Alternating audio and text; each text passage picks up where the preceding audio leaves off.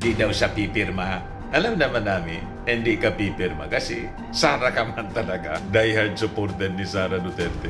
Ngayon, binanatan po ni ginastigo ni Akpartilis Antonio Tinio. Sabi dito ni Akpartilis Representative Antonio Tinio, yung mga sinabi mo niya, mismong logic ng mga DDS, said family, from accountability, yang ganyang-anyang mga argumento are the same argument ng mga rabid DDS supporters who use the flood control issue as a defense against the Vice President, sabi po ni Dino.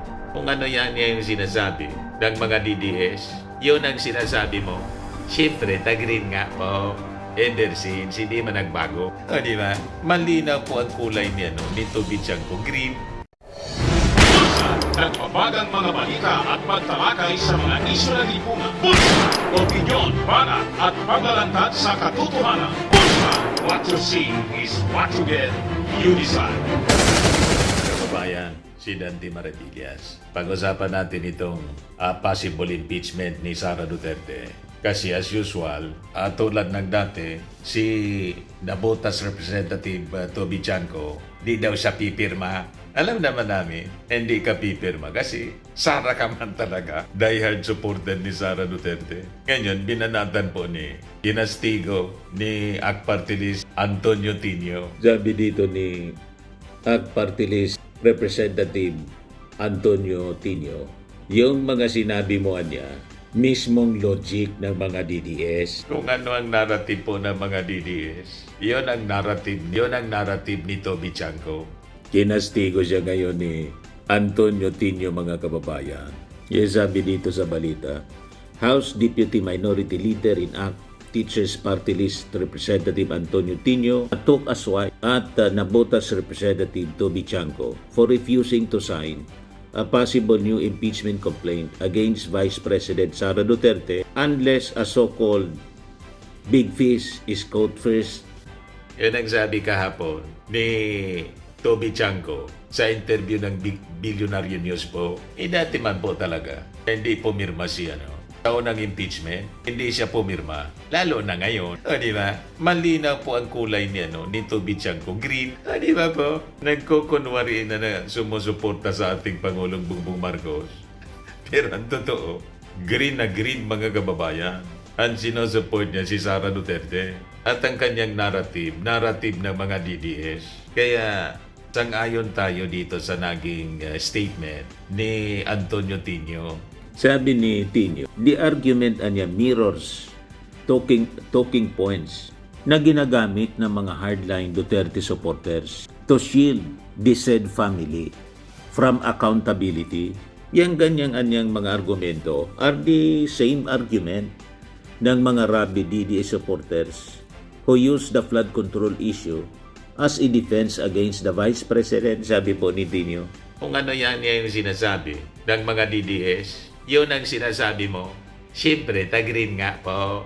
Ever since, hindi man nagbago. Kaya nga, imbis na manalo yung alyansa po, 5 lang ang nanalo, mga kababayan. Pinabayaan yung kampanya. Sabay hugas kamay, mga kababayan. Sabotahean niya talaga, Mr. Maravillas, yung ginawa ni Toby. Malinaw po na sabotahe. Hanggang ngayon, yan ang ginagawa niya. Kaya tanong ni Antonio Tinio, does this mean niya, we should forget all corruption issues? Unang-una niya, what the Vice President is facing is not a small matter. Ang sabi kasi po sa interview ni, sino yun nag-interview? Basta sa Billionaire News, nag-iikot po sa iba-ibang mga media outlet, si Toby Chanco. Sige pa interview. Dapat na niya unahin si Saldico at yung mga sangkutan niya sa billion-billion na flood control scandal. Bakit ko niya isusupport kung hindi mapapanagot yung mga sangkot sa flood control scandal? Bakit sino ba nagsabi hindi papanagutin yung mga sangkot sa flood control scandal? Dapat sabay-sabay sila. Hindi pa naaaresto si Saldico at iba pang mga big fish na sangkot sa flood control scandal, libre na siya sa impeachment. Pwede na lang na palampasin ang dapat papanagutan dapat ni Sara Duterte. Di ba po? Tama si Tinio. Mismo anyang DDS logic ang pinapangatawanan mo. Kaya sabi po ni Antonio Tino, ang pananagutan na niya should not depend on political convenience or the stature of other personalities allegedly involved in separate controversies. Correct. Hindi pa napapanagot yung mga sangkot sa flood control.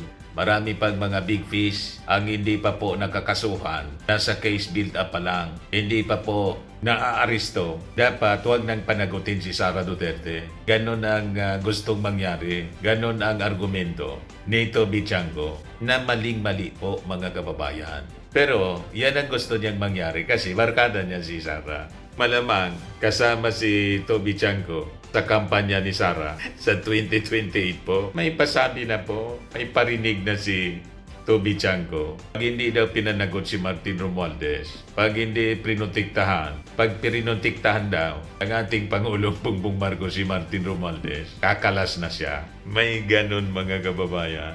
Di ba malinaw yung pahiwatig po? Na wala man siyang loyalty. Politics o convenience lang mga kababayan ang malinaw sa kanya. Malinaw na naglalaro. From the very beginning, itong si Toby Chango. Kaya sabi po ni Antonio Tino, whatever anyone says anya, if funds were stolen, there must be accountability. He emphasized that corruption allegations involving high-ranking officials must be dealt with seriously, saying the gravity of the accusations anya against the Vice President demands a full investigation and possible prosecution. Correct, mga kababayan. So dito sa puntong ito, dito sa statement ni Antonio Tino, approve natin. Tama po ito. Pero yung ibang mga pinaglalaban po nila, ayaw ko man po. Alam na naman natin kung bakit. Alam naman po ninyo siguro kung bakit. Iba man po ang agenda ng grupo ni Antonio Tino. Pero dito sa puntong ito, maganda po at tama. Hindi naman lahat ng mga sinasabi nila mali. May mga tama din po mga kababayan sa kanilang mga ipinaglalaban. Ngayon, binanatan din ni Tino mga kababayan yung naging statement ni Sara Na ginagawa daw na bargaining chip yung impeachment laban sa kanya. And it is being discussed kanya alongside the 2026 budget deliberations. Sabi ni Tino, not at all discussed. Hindi ever pinag-usapan niya yung kanyang impeachment during the budget process. Hindi naman yun anya part ng any deliberation of any office or program of government. Mere allegations lang anya, pure speculation at this point. Wala pa nga bagong impeachment complaint. Kahit yung sinasabing magre-refile by February, yung mga complainants.